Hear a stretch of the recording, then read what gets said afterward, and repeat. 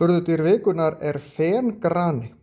Þetta fiskur sem getur alltaf 5 metra langur og alltaf 300 kíló, risastórir. Þeir eru nú ekki sjaldan svo stórir, yfirleitt svona meter upp í kannski 3 metra. Og þetta eru vatnafiskar og einn stærsti vatnafiskur í heimi.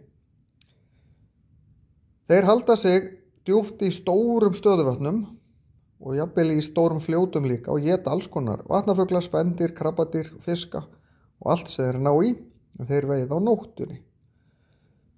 Hrygnan, kvenfiskurinn, hrygnir mörg þúsund eggjum og hengurinn sem karlfiskurinn gætir hrognanna og eftir hann búinn að sprauta svilinu yfir sem eru sáðfrumurnar og hann gætir svo seiðana sem að klekjast úr hrognunum sem eru ungarnir eftir að þau klekjast út.